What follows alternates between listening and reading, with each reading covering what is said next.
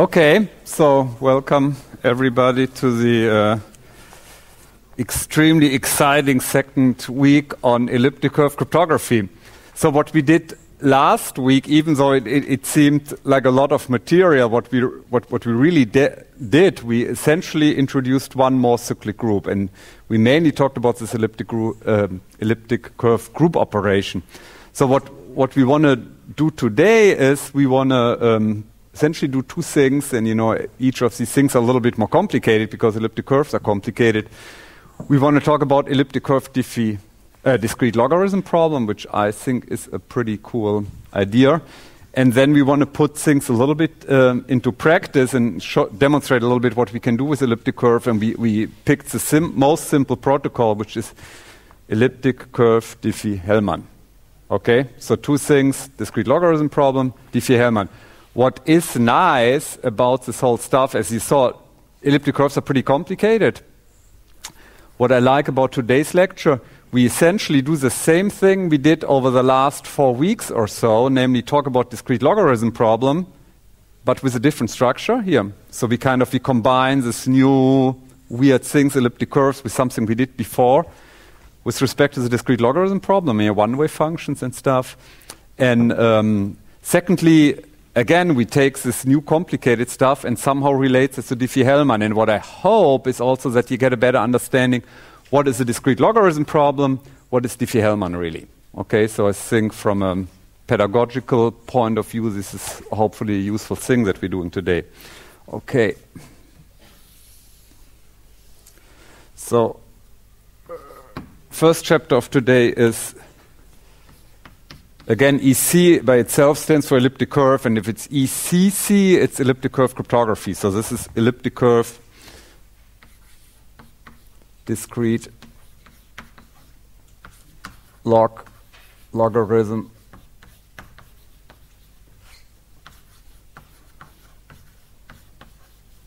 problem.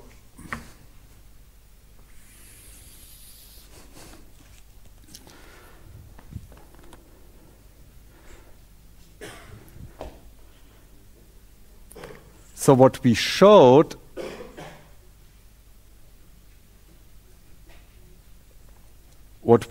is, if you consider a certain type of equation over the real numbers, we get this type of curve. And then what we did, this kind of repetition from last week, and then given 2 points P and Q,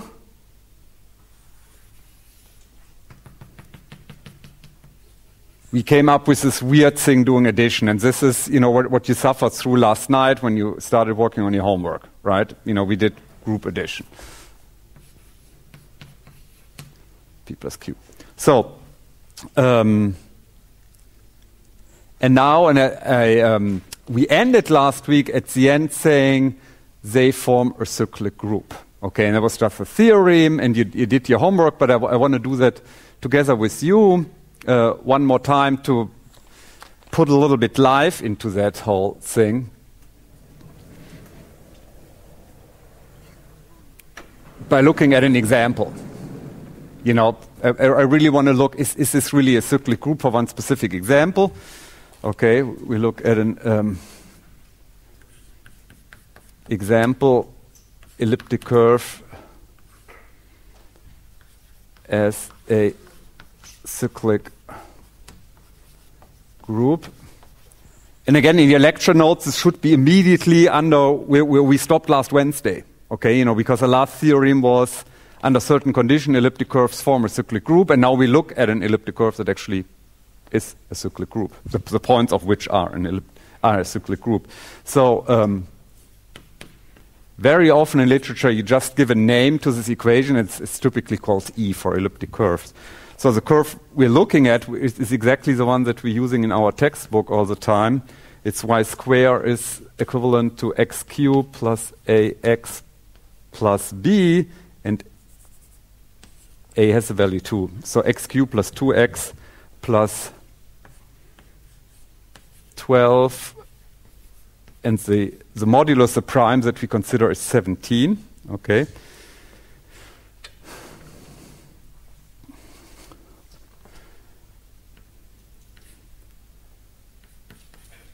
And now comes an important remark. For this specific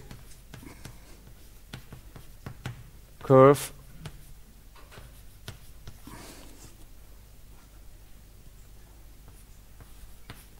all points form a cyclic group.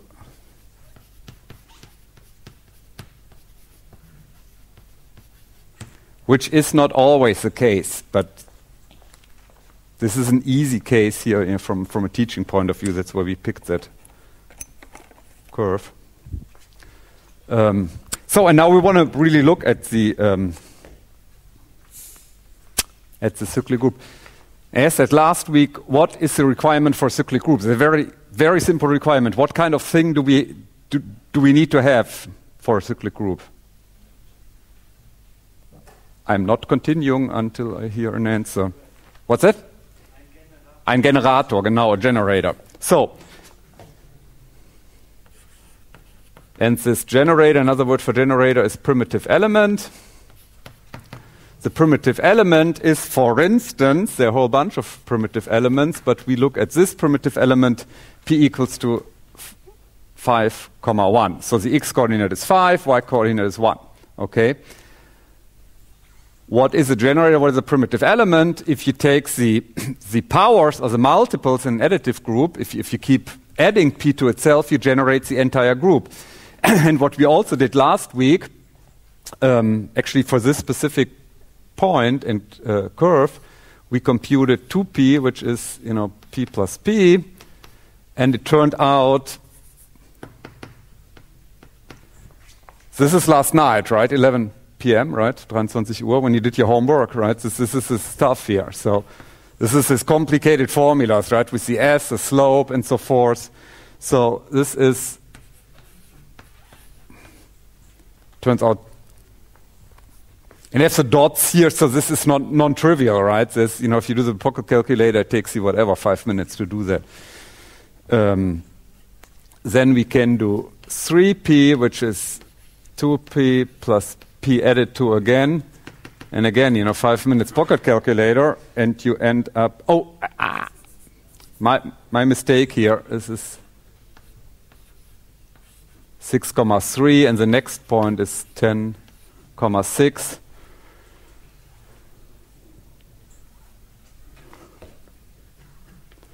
And so forth, okay, and we're not doing all of that here, obviously. And then at some point we hit 18p,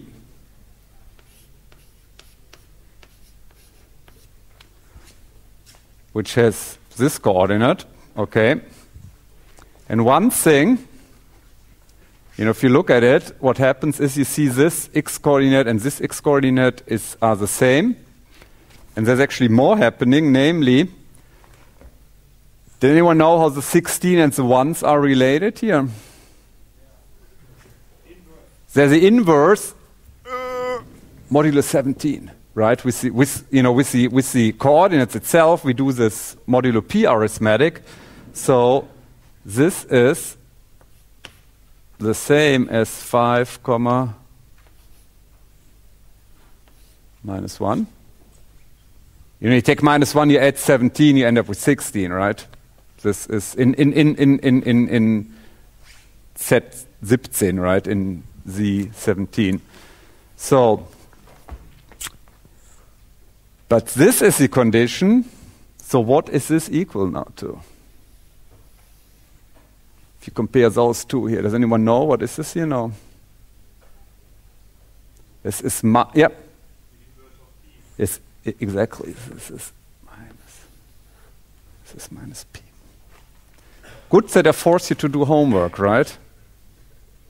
I mean, I can tell you there's no way anybody would remember that we did that 168 hours ago, right? 166 hours ago, last Wednesday, if you hadn't done the homework yesterday or whatever, or 5 days ago. Very good. Super. So, and just tiny reminder.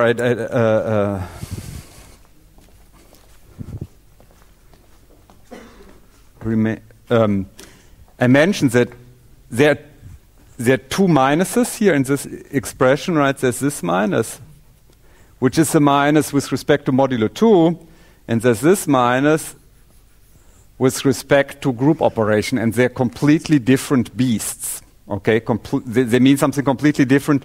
They both look like, you know, innocent little bars. They're something completely different.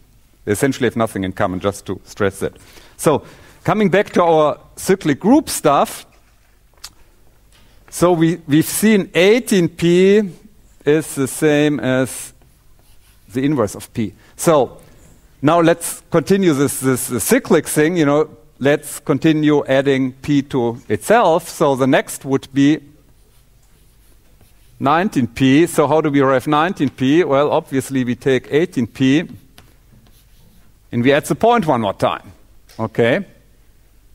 And now you have to be careful, and you have to, in this coordinate system, you really have to manually check that you can't use the group equation at this point. Okay, so what you really have to do before you do the group operation, you have to check whether the 2 points that you're adding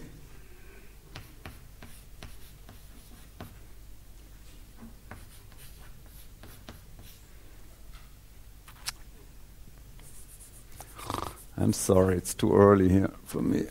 5 and 16 plus 5 and 1. You have to check whether the y-coordinates are the inverses of each other, modulo p. And they are. And in this case,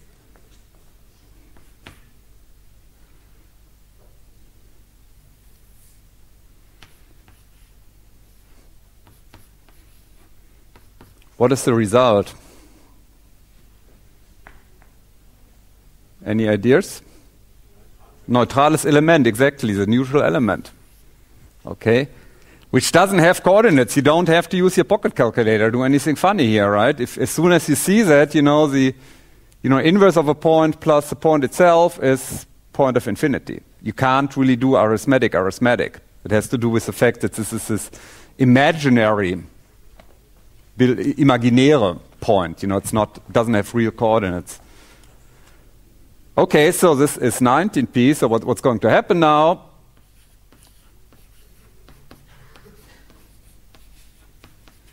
We want to compute the next point, 20p. What is that? Well, 19p, we've just seen, is the point of infinity plus p. And it was really good. Nobody said point of infinity. You said neutral element. And this is exactly what happens here. Neutral element plus p is p again, right? So 20p is equal to p.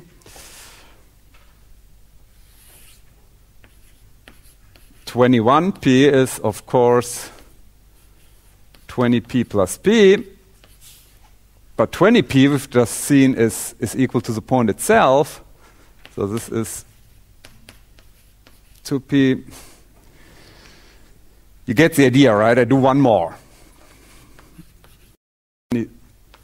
22 times p is 21 plus p is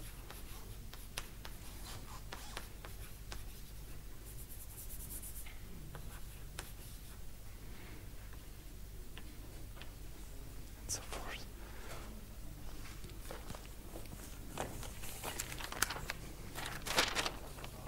Yep.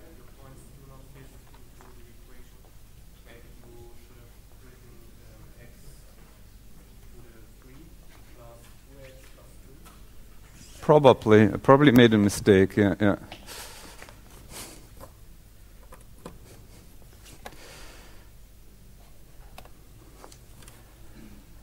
I might have.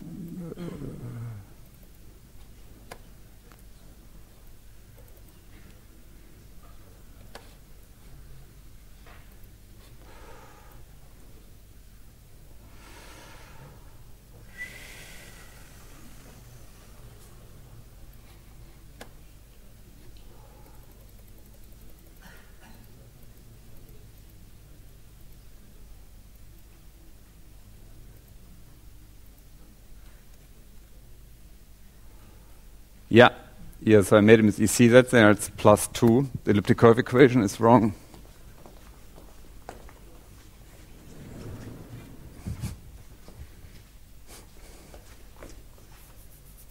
Get rid of that one. Very good. So, what is this big thing that I want to bring across? The big Lern effect here is after 19 p's, I'm back to the beginning. I'm back to p again, right? 20 times p is equal to p. 21 is 2p and so forth. So I'm starting cycling around, which is this very property of a cyclic group, right? I wanted to show you that here. Okay. What I really... Können wir leise sein, auch da billige Plätze, ja. What I really like about that is that this is so different than looking at cyclic group with integers. You know, looking at integers, saying, well, this is some kind of odd behavior with integer and modular arithmetic. Here, we have this completely pathological, you know, krankhafte group operation, right? This really odd thing, you're doing arithmetic on elliptic curves, adding points, and suddenly we get exactly the same behavior we observe with integers. And sometimes if you generalize things, you get a deeper insight. You know, and I hope this happens. Maybe with the next homework assignment, but it's I like that. I think it's very cool to do. Okay, so again, you see this starts cycling around here. What we really want to do in crypto, why do we do that? We're not that fascinating with, you know, groups with some kind of cyclic structure per se. We want to do something with that, namely we want to build crypto systems. Okay, and in particular, we can build crypto systems by looking at certain type of problems. And in this case, with cyclic group, we built DL problems, discrete logarithm problems, and that's what I want to do now. We obtain immediately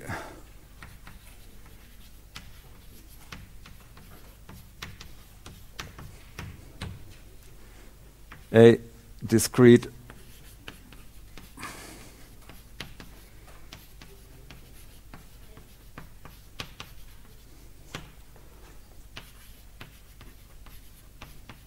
logarithm problem, and I'm going to show you that the pages from our textbook, which is definition 9.2.1, on page something rather.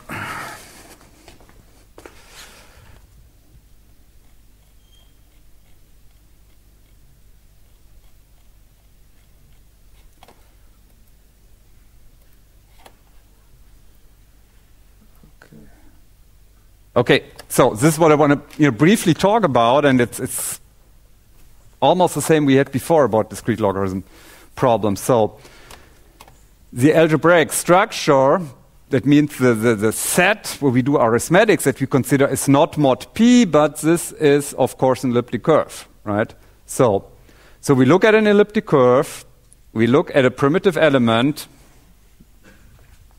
Why is there a primitive element? Because discrete logarithm problems, live in cyclic groups. So there must be a primitive element and another element t, right, which is called here, right? And remember, what is the property of a cyclic group? If you have a generator, if you have a primitive element, this primitive element, of course, generates all possible all points, all existing points, including, obviously, the point t here, okay? So that means this point t can, in fact, be expressed as a multiple of the primitive element, right? You do p plus p plus p plus p a certain number of times, and this is a hard thing to figure out. And here we call it d times, and then if you add p d times, d is, I don't know, 5 or 7 or some 256-bit number, it's equal to t, okay? And the discrete logarithm problem is, given p, given t, given this the first point, given the other point, what is the small parameter d? Which has an extremely nice graphical interpretation of the discrete logarithm problem, much, much nicer than modulo p. Okay. Which all the books don't tell you, but I do. Okay. So a graphical interpretation, and it's not very deep, of the discrete logarithm problem is you know, if this is our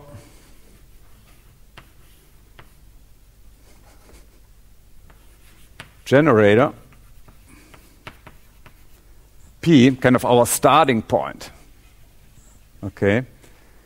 And now what we do, we start hopping around, springen, on the elliptic curve. That means we do the group operation. Right? We do P plus, for instance, P plus P, and we end, I don't know what that would be here, would maybe be 2P, and then you do the group operation again, and you would end up perhaps here, you get 3P, and you get 4P and 5P, and so forth. You keep doing that, right? And at some point, you stop, and you get some final point, maybe here. T. How did you get there? Well, you hop many, many, many, many times on the curve, right? And now the discrete logarithm problem is the following. Everybody awake? It's 10 seconds, 10 seconds. I give you the starting point, the primitive element. I give you the final point, which is the public key. And you tell me, how often did I hop on the curve? The number of hops is what is the number of hops? In cryptographic terms, this is the private key. The number of hops, so the number of group operations that are executed, this D, right? D times. The lowercase d is the secret key. And this is a hard thing. If I give you the start point and the final point, it's really hard to tell how often I hopped around in order to compute that. Okay? Again, none of the books tell you this graphically. Okay? Back to sleep.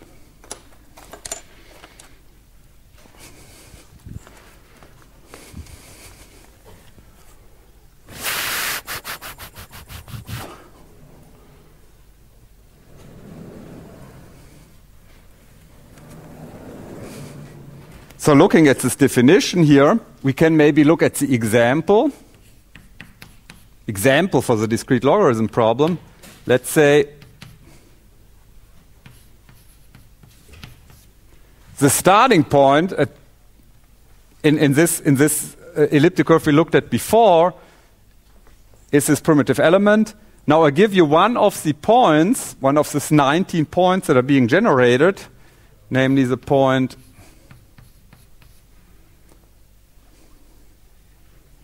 T, right? What we do know is, since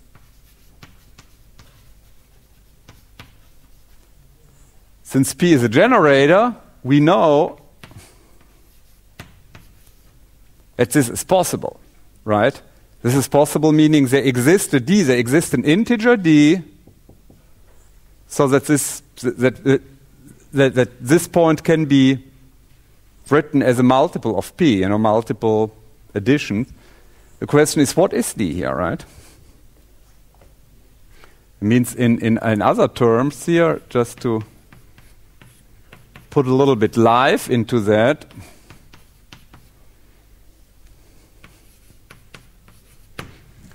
what is D? Can anybody tell me what D is here? It's not 19. Because 19, 19 times P was the point of infinity, and this is not the point of infinity here. This is hard to do. You can't do it even with this small example. You cannot do that. You can look in the book, or we look. We look at this example. We just here. So you have to look at this table that's from the book. If you look at this, can anybody tell me what D is? What the private key is here? we have to look, yeah, DC13P, right? So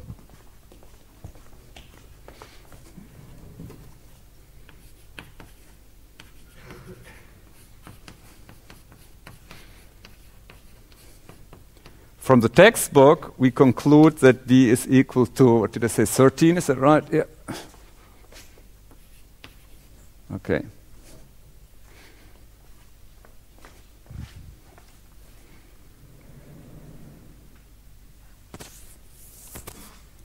So,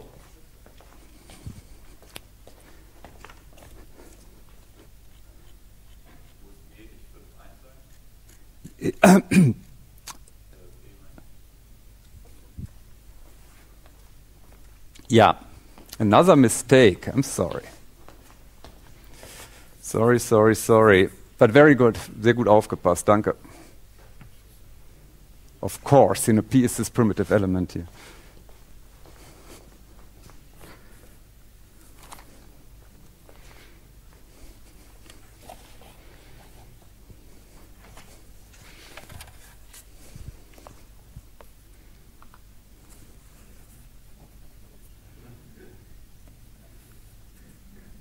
Okay, so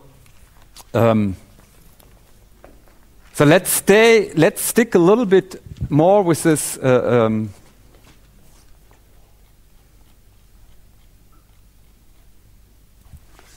definition. I blow that up again. Okay, so what is very important here from this definition? Again, we looked at it. We saw that first, we have this primitive element, which is kind of a little bit boring. But what is interesting is that we have to look at the two types of keys that we have. Okay, namely, note about elliptic curve discrete logarithm problem (ECDLP) is that D is a private key, and again, D is the number of hops on the curve, and this is the data type. What kind of thing is D? Is that a complex number, or a differential equation, or a matrix, or a rational number, or it's an integer, it's a number of hops. It's wie oft ich gesprungen bin. This is an integer, this is nothing weird, okay? So this is an integer, okay? Very well behaved, and this is true for all discrete logarithm problems. It's always an integer, no matter what curve, what group you're working with. Not so. How did I call it? T, right? This uppercase T is a public key. And what kind of thing is that? What kind of algebraic structure? What kind of data type, if you're more in computer science? What's it? Two integers in this case. In general, this is a point. This is point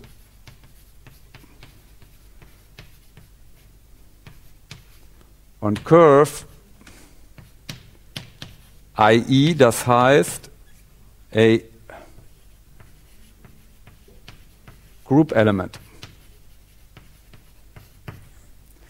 And this is always true for all discrete logarithm problems. The public key is whatever weird thing you're using. Okay, this is elliptic curve, so you think this is strange. There are stranger things. Okay, there's algebraic varieties, there are hyperelliptic curves.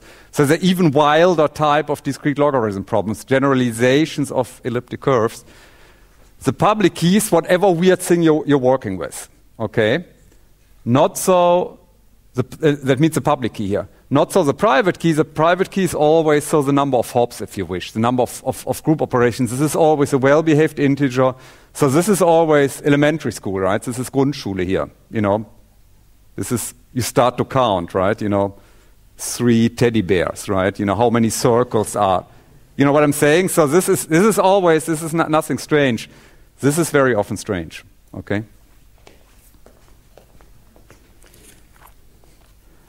Okay, so now we have to stick with this weirdness for a little bit longer.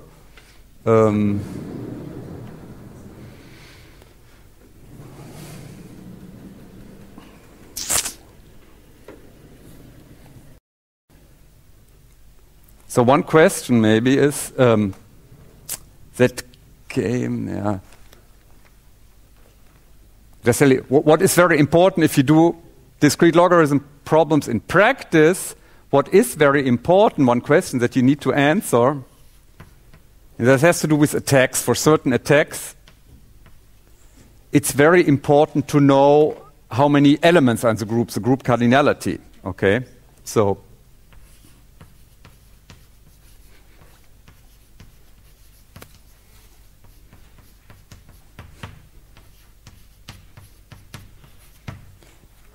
group cardinality, which is a really fancy way of saying how many points are in my cyclic group, right? This is what it's also called the order of the group. I like group cardinality a little bit better.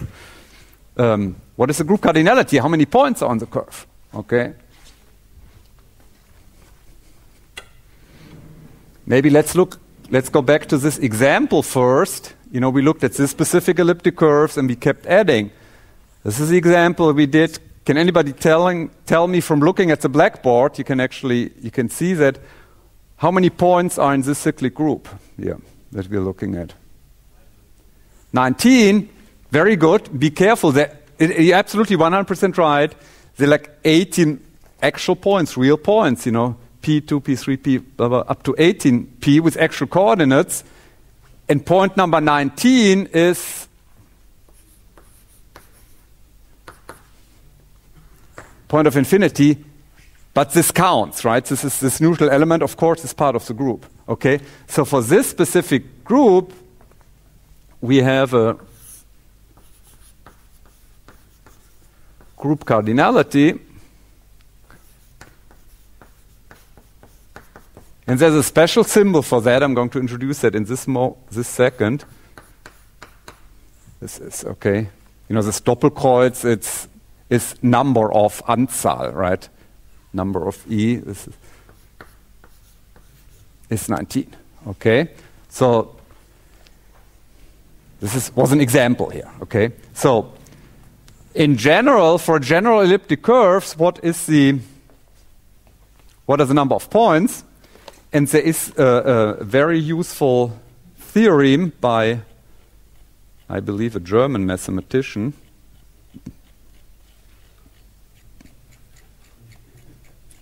Just went over this.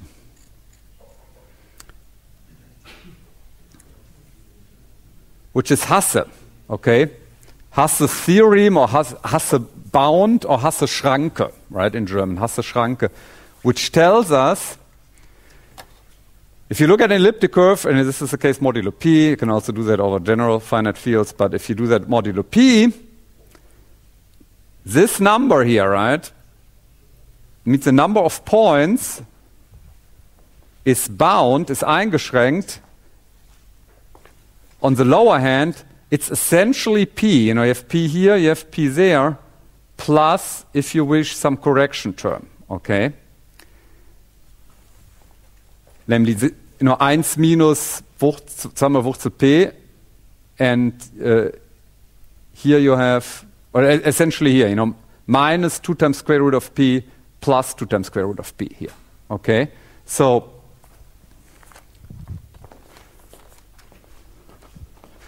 and this gives you a bound, Schranken an. Okay? So,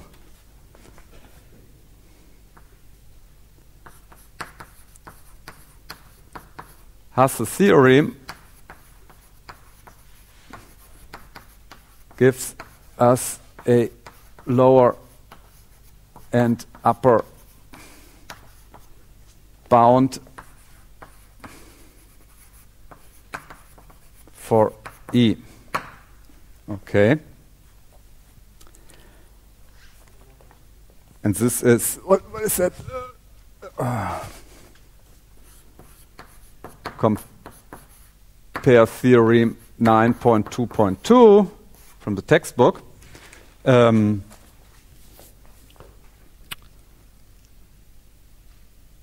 what in very engineering-ish, very rough terms, what this tells us, very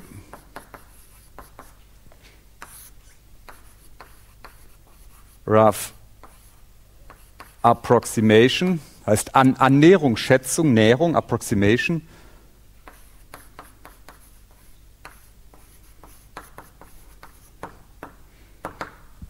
You know, continue underneath here is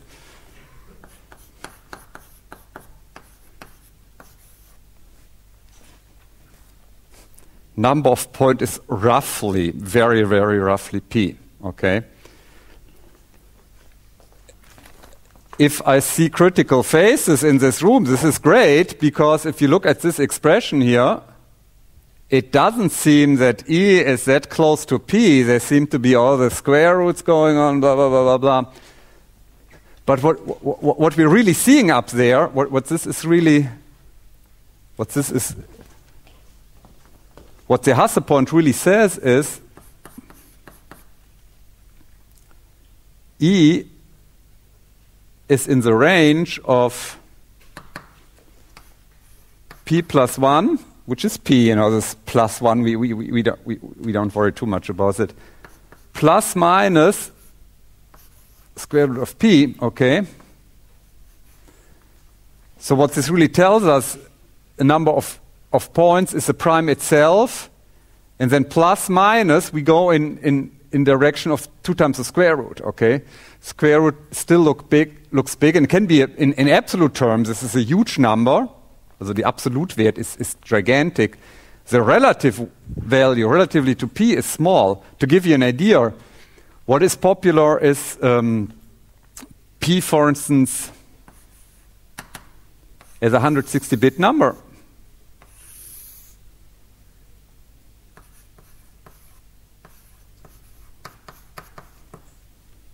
I'm going to talk more about 160 bits in a minute.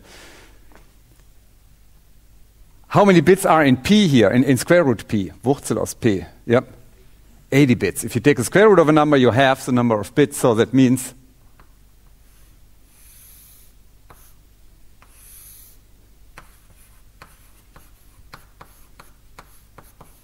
okay. So what's, you know, and then factor of 2, what happens with the bit length if you multiply a number by 2? By 1 bit, right? You double, so it's... So this is 81 bits now, okay? This is... Okay. So, what Hasse's bound tells us is very engineering-ish, you know, second semester. We have a 160-bit number, and the maximum what we do, the maximum derivation, Abweichung of this p-value is you add or subtract 80 bits. That means you add or subtract something here kind of in the lower half, okay? To put things into perspective, this is the same. You do Wer wird Millionär, right? You win this 1 million, and the correction factor is square root of 1 million. What is the square root of 1 million? 1,000, right? So you win 1 million, and this is plus minus 1,000. If you win 1 million euros, it's essentially you don't care whether you will win 1 million, 1,000, or what is it, 999,000 euros. Everybody with me? This correction term of square root p is pretty small. In absolute terms, the absolute Wert is gigantic. I mean, the absolute value is 2 to the 80. It's some huge, huge, huge number. Relatively to a 160-bit number, it's not that huge. Okay? So, why this is not such a bad approximation. So, but things are actually not that pretty. As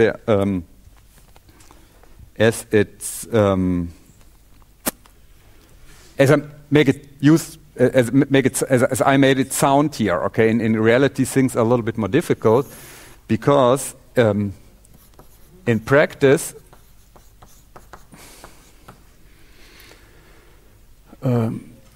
one needs the exact number of points in order to thwart abwehren. Ist wahrscheinlich ein neues Wort für manche. Thwart ist abwehren. To thwart certain attacks. Okay? It means it's great that the Hasse bound gives us a rough idea, which is very important. You know, we want to know how big this algebraic structure, how big the discrete logarithm problem is for some attacks. You know, you need a minimum size, for instance, to protect against brute force attacks and square root attacks.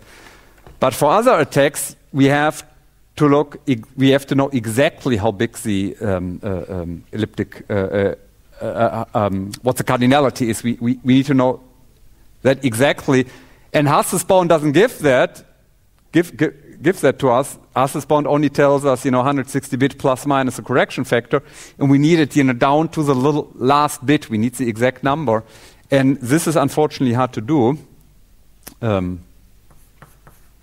Finding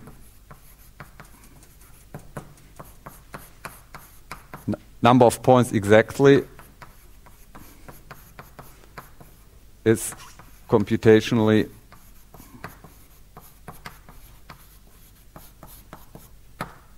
difficult.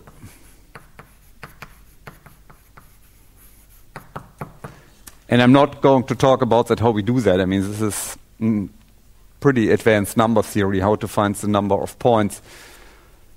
If you get really frustrated, as soon as we want to use it, Professor Paar doesn't tell us the whole truth. This is so hard. It's not that so hard, and there's libraries out there that compute that. But very often in practice, because this is hard, people use standardized elliptic curves. There's standards out there. There's a very popular standard by the American standardization body, NIST, which many people use. We call them the NIST curve, N-I. National Institute for Standard and Technology, I think is the abbreviation. So they're called the NIST curves. They are about, 14 curves or something, okay? There's also the German BSI, the BSE also proposed curves. They're secure, and for these curves, you have the number of points on the website. I think even there's a Wikipedia entrance, English Wikipedia. For the NIST curves, and he finds the curves, that means he finds the coefficient A and B. Where is that? Somewhere here. Do we have A and B? No. You have A, B, and P, so you have the three parameters. You have some other parameters that we haven't really introduced here. And you have the cardinality, okay? Because it's pretty hard, and you use the standardized curves and then start building your from that. So we have one more thing in order to finish this first chapter.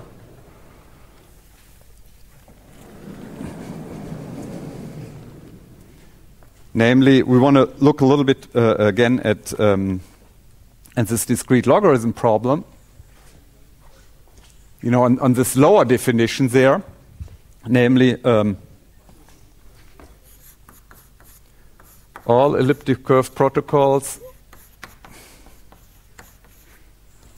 such as Diffie-Hellman, which we're going to do in 5 minutes, rely on the hardness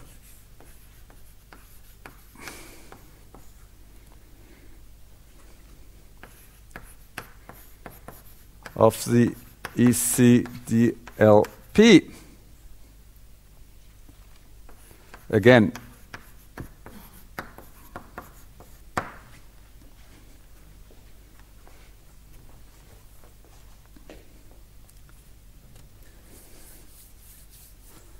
what does this mean, rely on the hardness? Beruhen auf der Schwierigkeit means if you want to break that protocol, if you want to break Diffie-Hellman, if you want to break elliptic curve digital signatures, you have to solve this problem.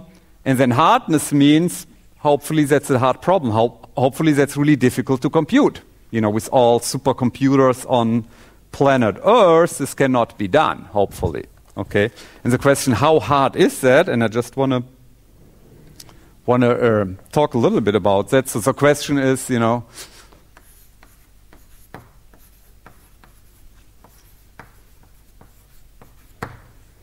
how hard, how difficult, wie aufwendig ist das, ja? Ja. Ja. Kurven. Ne, gibt es nicht genug Tinte auf der Erde für. Das sind ja 260 Punkte, das ist wirklich, da gibt es nicht genug Tintenatome. Das geht nicht. So no, otherwise you could do a brute force attack. That's a good remark. No, he had a good question. He said, so with the standardized curves, is there everything given? Is the primitive element given? Yes, of course. Does this help us with attacks? That's maybe what you were thinking of. No, of course it doesn't help us. You know, you have a primitive element.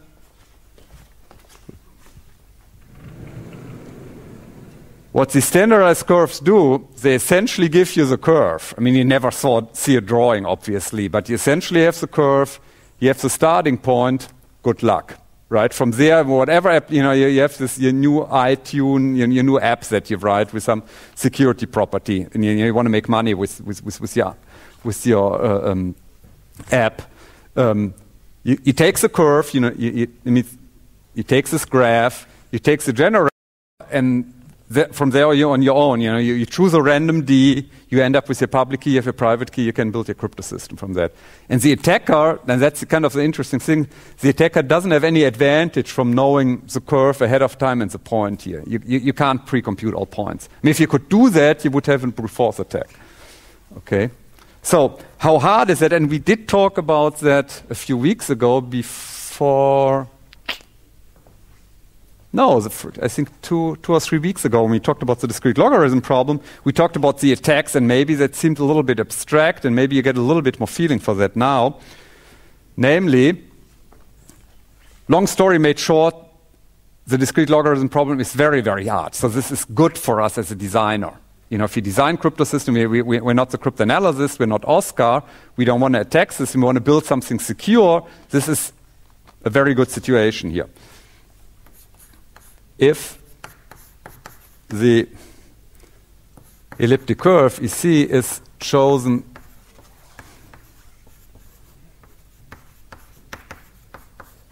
carefully, that means you have to be careful with a lot of things, and this is why people use the standardized curves. They're chosen carefully, so they checked all kind of mathematical properties.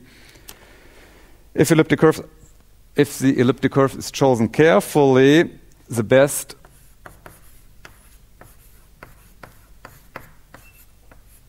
known algorithm for computing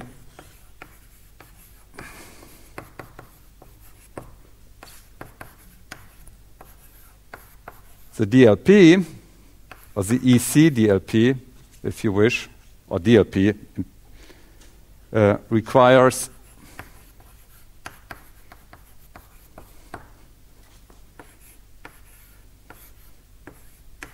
approximately square root of p steps.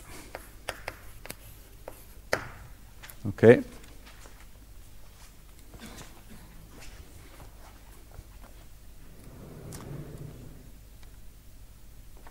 And this square root here, just to warn you, this square root has nothing to do with the square root in Hasse. I mean, it's the same number, but there's no mathematical reason why they're the same, okay? So this comes, they pop out of whatever the best attacks are, which we actually, when we classified them 3 weeks ago or so, we called these the square root attacks for that reason, because they have a square root complexity. And it's a sheer coincidence that this is the square root also comes up in the in Hatz's theorem. Again, let's look at an example.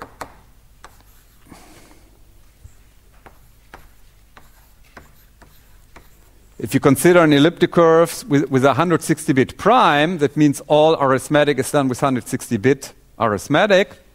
numbers, 160-bit numbers, then the best known attack requires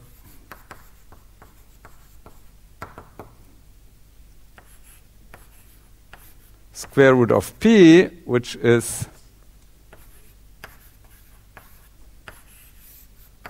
square root of 160.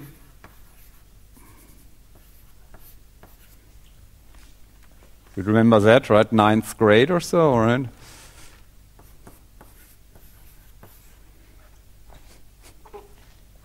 Steps.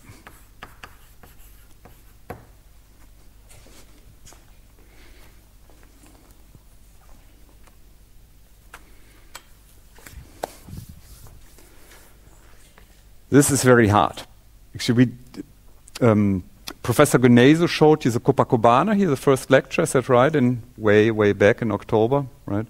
And actually his master thesis, his Diplomarbeit, whatever, 5 years ago, of Professor Gunesu dealt with implementing these best-known attack for elliptic curves on Copacabana. Okay, so what you can do with with the best-known, with this custom hardware, I think we can solve 2 to the 35 or something, right? You can do 2 to the 35 operations in 1 year or something like that, right? And from there, we can approximate how long it will take to 2 to the 80. And it turns out with current hardware, it will be 1 million years or something, okay? With the hardware becoming faster and faster, with Moore's law, we can approximate, rough estimate is 15 to 20 years, okay? For this, for 2 to the 80, we can 2 to the 80 this type of hopping around. I mean, that was his master thesis, right? We can probably do, our assumption was 1 million euros. So we can go to Aldi, not Aldi, but you can go to a store and buy computer hardware for 1 million euros. And if you do that not today, but if you wait 20 years, you buy computers for 1 million euros, you can do 2 to the 80 group operations and this baby is broken. Okay, and this is why 160 people say, well, you have a security for 15, 20 years, something like that. This is kind of the lower threshold what people want to use. And actually, most commercial products now, they switch to 192, 256. These are 2 other popular numbers. Okay. Schwere Geburt.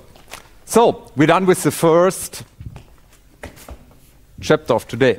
Okay. So now comes kind of a fun part. And what's a little bit a shame here is actually about this part of the lecture. I think what is really good, hopefully, that we generalize the discrete logarithm problem to elliptic curves, as what I said before, in terms of deeper understanding, maybe also Erkenntnisgewinn, maybe that helps you.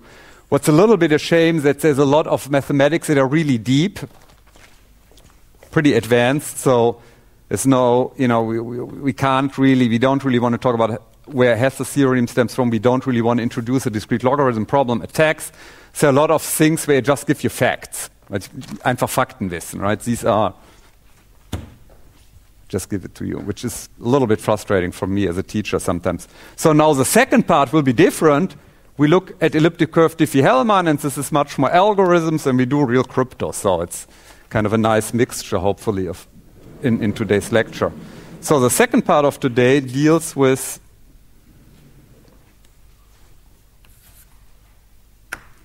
elliptic curve, Diffie-Hellman,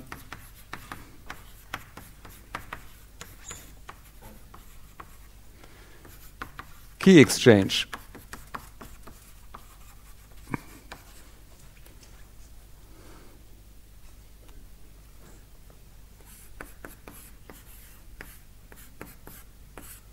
Which is sometimes, not always, but sometimes abbreviated as ECDH, if elliptic curve Diffie-Hellman. Okay? So now it becomes, hopefully you start appreciating this beauty of discrete logarithm problems, because all the discrete logarithm protocols look very much the same. Once you give me a new cyclic group, and we have a new cyclic group, namely elliptic curves here, you can just go back to the stuff we did actually before the vacation, in February.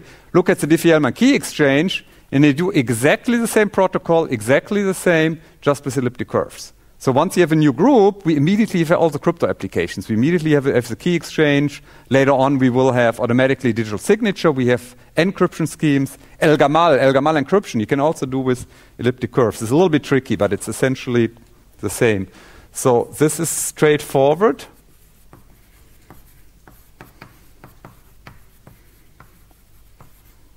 Straightforward is one word, by the way. This is very popular mistakes in the bachelor thesis.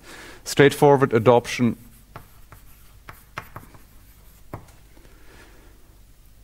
of Diffie-Hellman in ZP. Okay, in ZP, this is the Diffie-Hellman with integers that we've done again in February and actually used a few times so far. Okay. So, for the protocol, we have, as always, we have two phases. We have the setup phase where we need domain parameters, and the domain parameters with the planar Diffie-Hellman were very easy. They were just a prime p and a primitive element, and it's the same here, but we don't have a prime anymore. Well, we have a prime, but we need the algebraic structure. We need the cyclic group. In that P stuff we did in February, the algebraic structure is given by P, right? If I give you a prime, you immediately know what the P is, right? If the prime is 31, well, the algebraic structure is Z31. But now, the algebraic structure is this baby here. So we need an elliptic curve. This is E. Again, which is given by the curve equation, obviously. Okay. And we need a primitive element.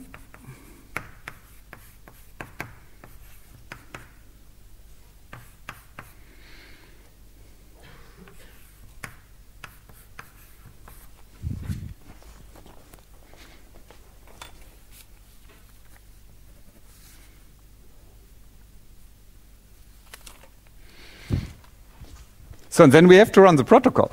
Okay. First phase, second phase is the protocol, the actual protocol.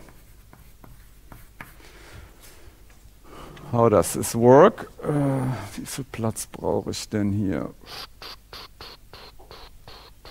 Let's try to squeeze it in here. Okay.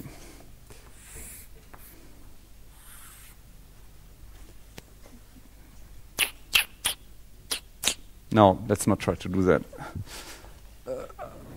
Second phase is here. So if just continue underneath here, right? If you're copying this.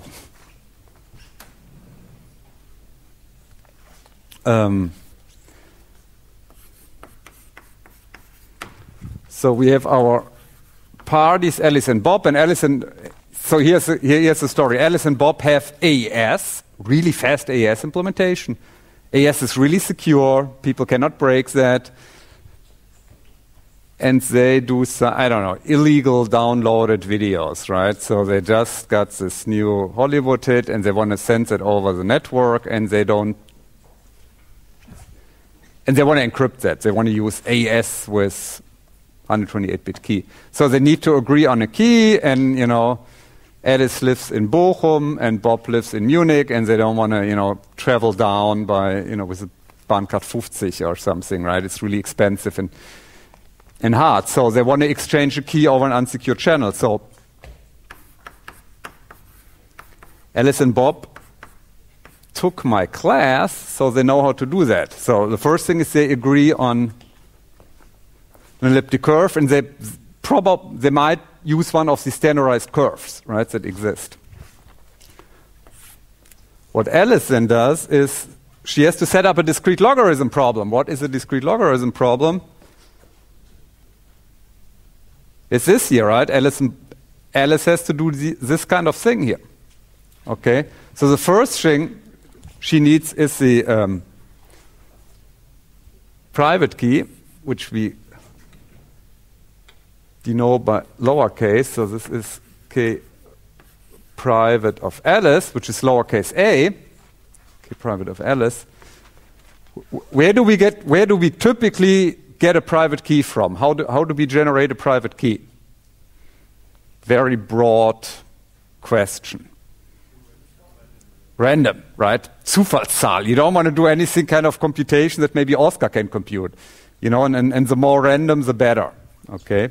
So, some kind of random number.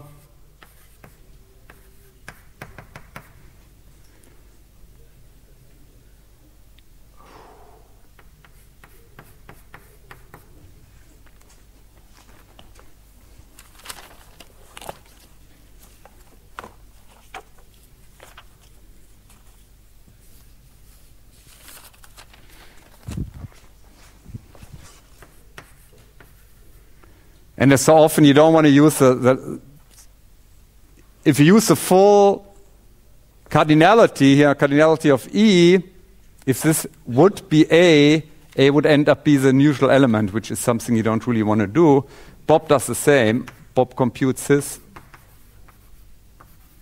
private key.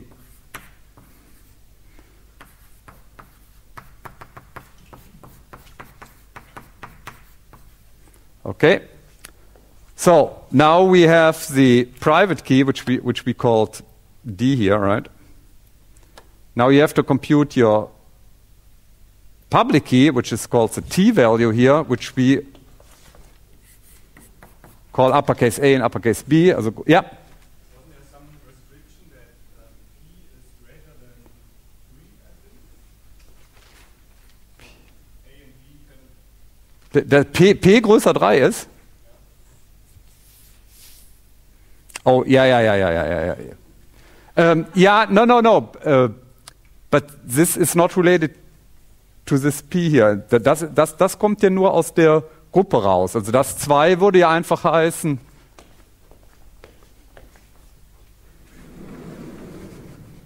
Das hier. Das wäre ihre Verschlüsselung sozusagen. Das ist eine gute Bemerkung. Also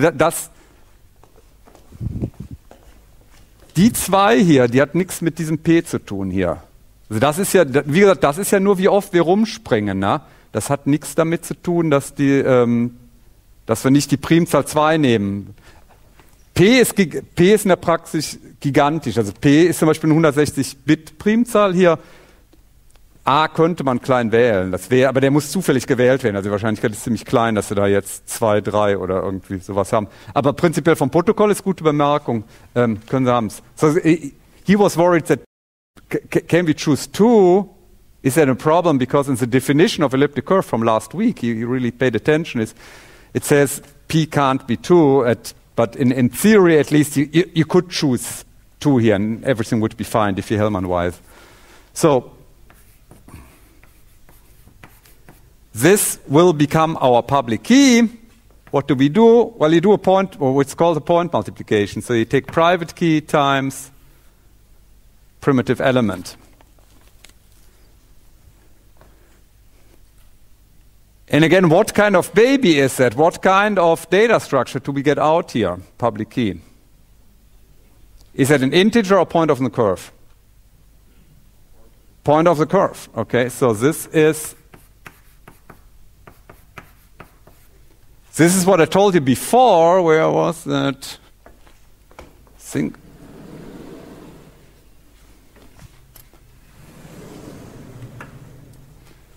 I told you.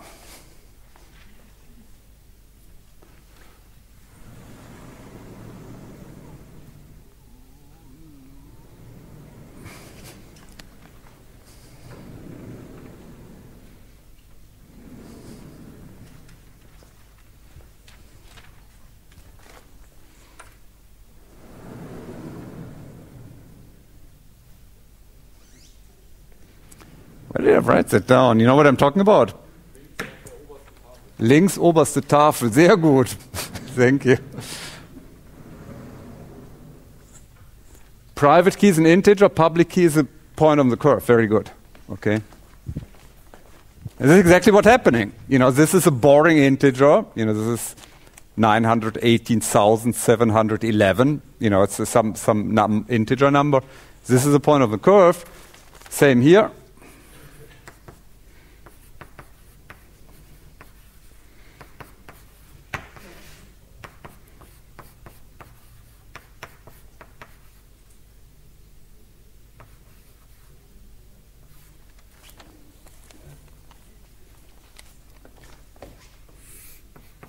And again, this exact analogy what you do with over ZP. Now you exchange your public keys. They're public. You don't have to keep them secret. You can send them over the channel.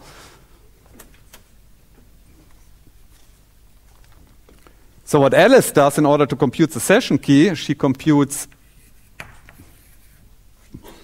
takes her secret, her private key, and multiplies that with the public key she receives.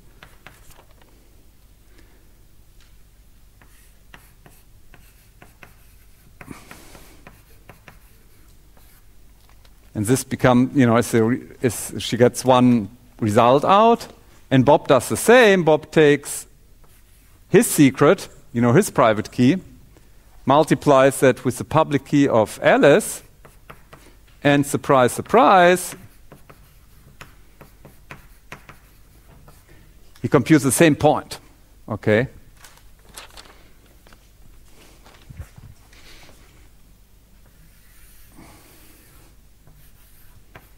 So that's Diffie-Hellman, just to motivate it a little bit more.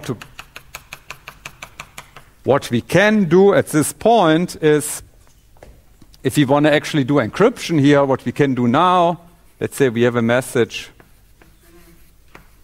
M. This is your illegally downloaded video file, right? 1 gigabyte. Okay, you want to encrypt. So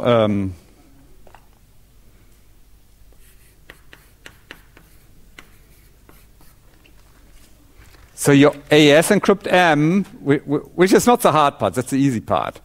The hard part is which key are we using? You can use either the X or the Y coordinate. And actually in practice, usually that's too long. For instance, X would be a 160-bit number.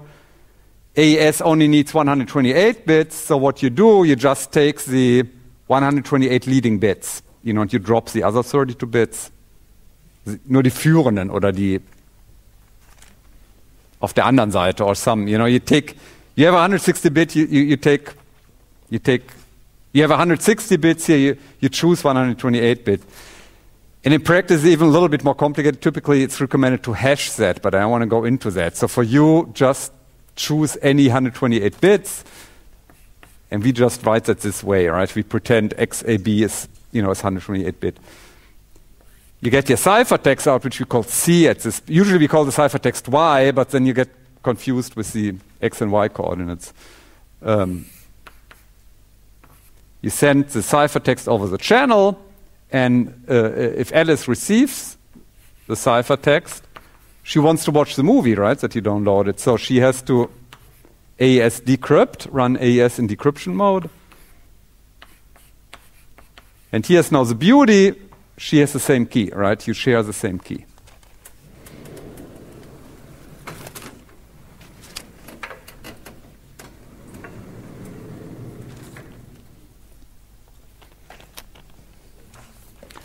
Grau ist alle Theorie, right? All theory is gray. So let's look at an example.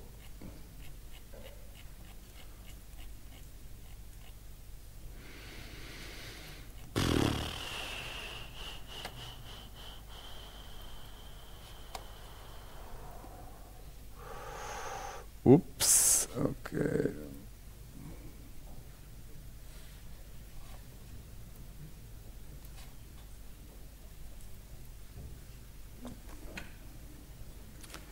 I don't even have a keyboard here, so okay.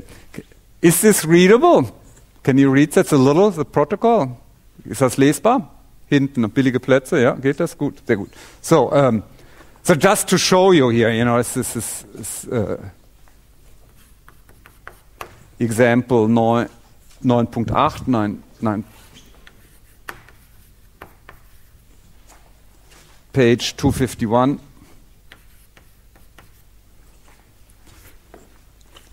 It's one of the toy examples that we like. Surprise, surprise, we have the same elliptic curve we've been using the whole time here, right? So we use this elliptic curve. Again, surprise, we use the same primitive element we had before, and now we show how to do an, toy size Spielzeug Diffie-Hellman. Here Alice chooses 3 as a private key, and Bob chooses 10. Alice, computes 3-point P, which you can look back in the table, right? This is what happens. So 3-point P is this here. Bob computes his public key, which is 10 times P. And again, you look in the table, you'll find 10 times P is this point. They exchange the stuff, and then here you have to do the group operation. So you do 3 times B plus B plus B. You do 3 times the group operation. You end up with this point with the coordinate 13 times 10. And here's kind of the nice surprising thing. Here we're computing B times, so that means 10 times the other public key, so 10 times this here, 10 times this here. And it turns out, they compute the same point. Okay? And now, coming back to our example, you see there you have the same x and y coordinates. It means you could use the number 13 as AES input. Of course, this is only like a 4 or 5-bit number. You don't want to do that with small numbers. But if you do that with really large numbers, it works just the same. Let's talk a little bit more about that. Namely,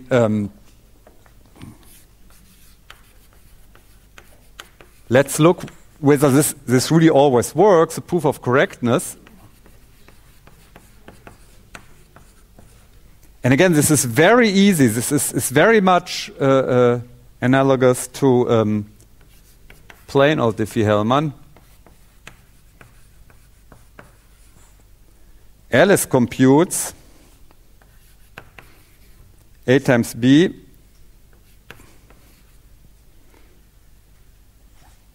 and B was the public key of Bob. Where was this coming from? You see it over there. Uppercase B was lowercase b times P.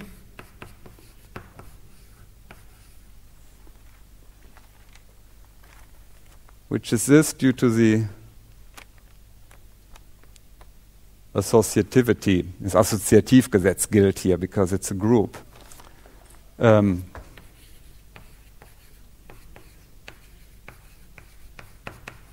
What does Bob compute? Well, Bob takes his public key, his private key, and multiplies that with the uppercase A here, with the public key of Alice.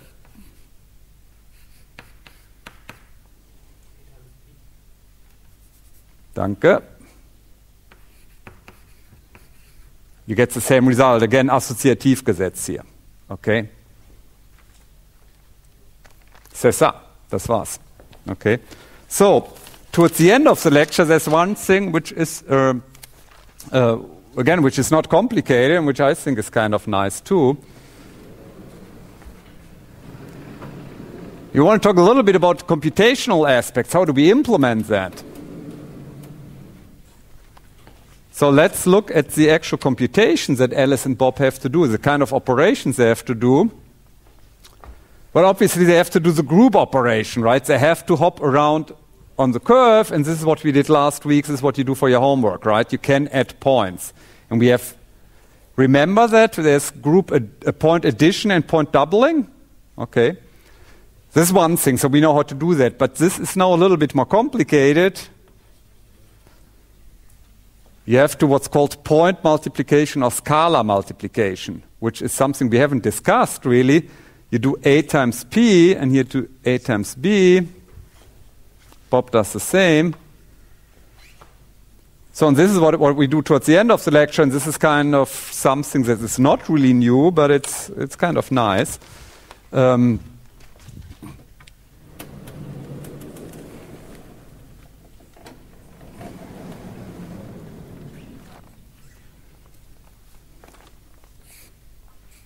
question is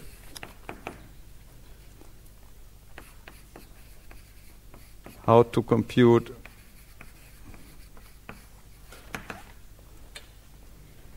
essentially the orange dots. How do we do the orange dots that you see there? Okay. And let's say in general terms, let's call that A times P. The problem is, and I think I talked about it, if not, I'll do that now. There's no natural way, direct way of doing A times P. Okay? It looks like, well, you do multiplication. There is no such thing as you're multiplying scalar by points. This is just the same as doing, and I think I talked about it last time, right? Doing, I don't know, 37 times, okay. They ask you to do that. Nobody thinks, oh, there's some arithmetic operation that does that. We all know, maybe this is, I'll do smaller, to the fifth. You'll see why, because you look at that and you immediately see, okay, this is 37 times 37 times 37 times 37 times 37, right? That means this is just a notation, shorthand notation, right? Convenient notation. Same goes here. Okay, so this is just a shorthand notation for P plus P plus P plus A times. Okay, so was the same, but here, if we have really large numbers,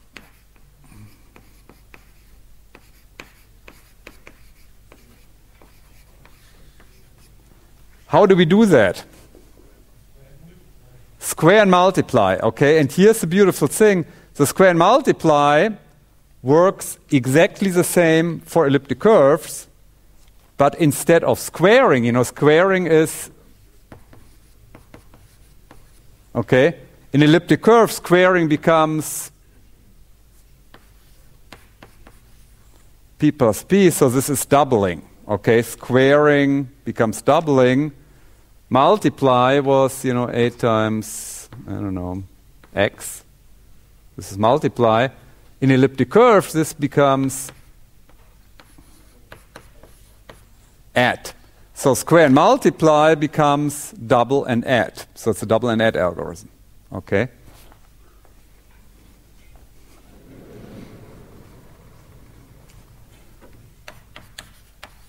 The point multiplication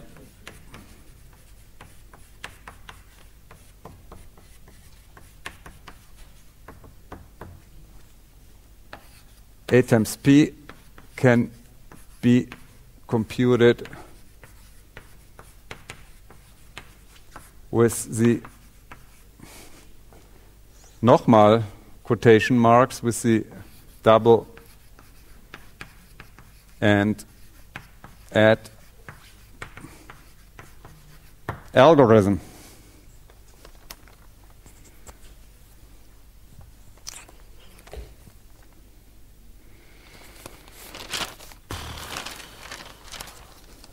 I give you an example. Okay.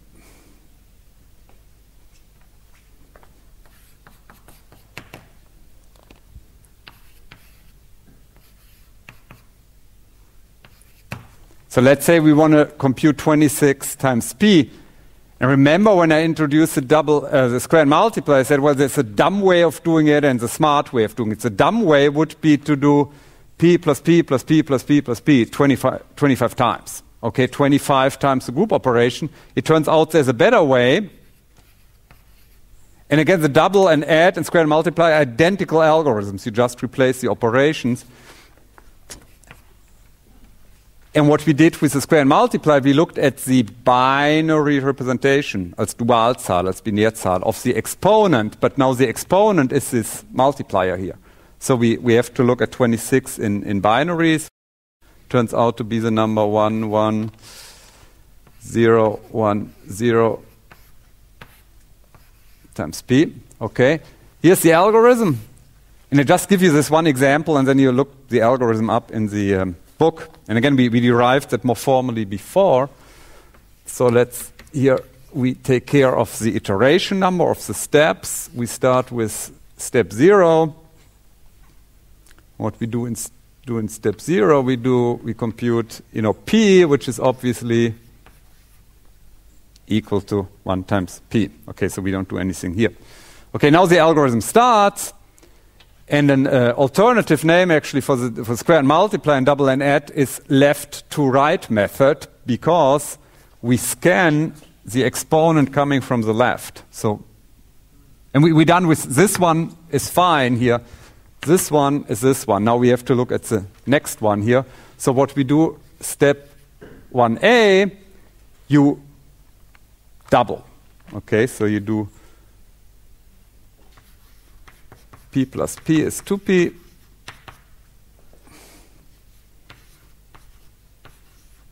Which is this binary representation, which is one double here. Okay. Now you look at the second bit here. Second bit, coming from the left. Is this a 1 or a 0? Oh, this is a 1, right? Unfortunately, right now we have a 0 here, so we have to turn this 0 into a 1. And any ideas how do we do that? We add p. This is 2p plus p is 3p, and it's 1, 1. Okay.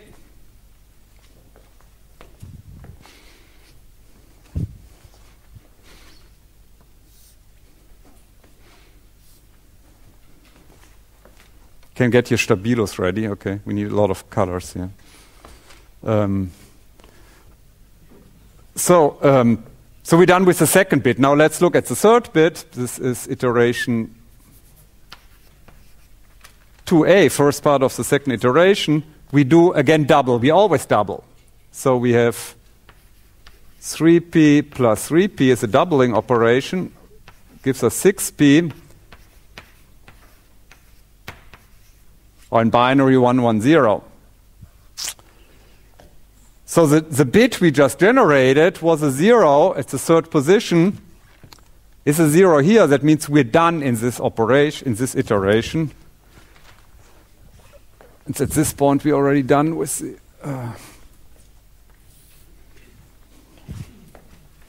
Okay, let's go to bit number 4.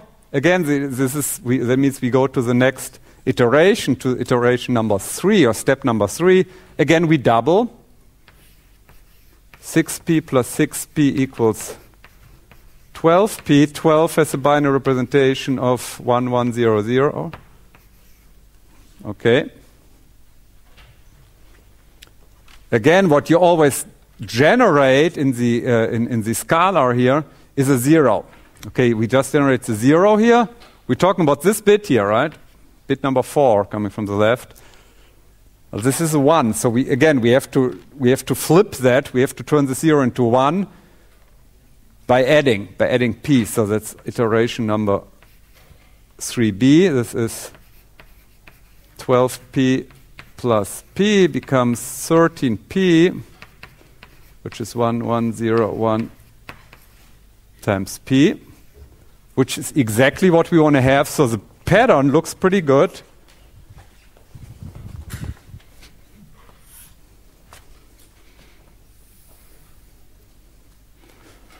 And now we have to do the last bit, bit number 4, number 5, depending how you count.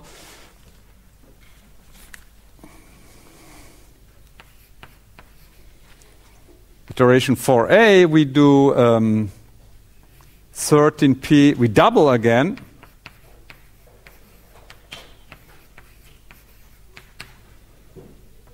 We get 26, which is our Zielnummer, which is exactly what we want to have. And I'm out of colors. I don't know what to do. So I can.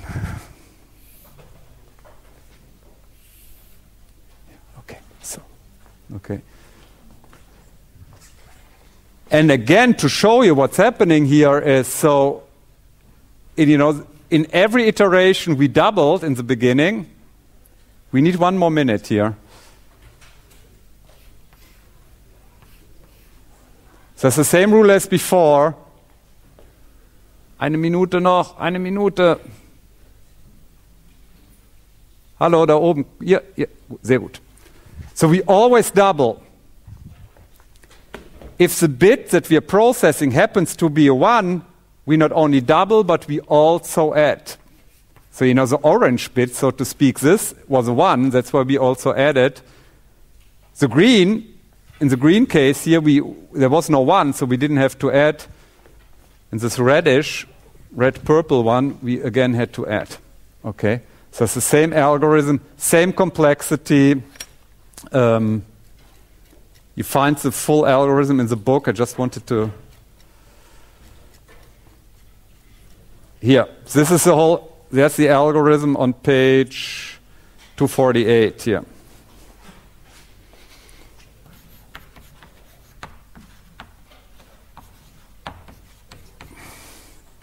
Klasse Vorlesung, vielen Dank.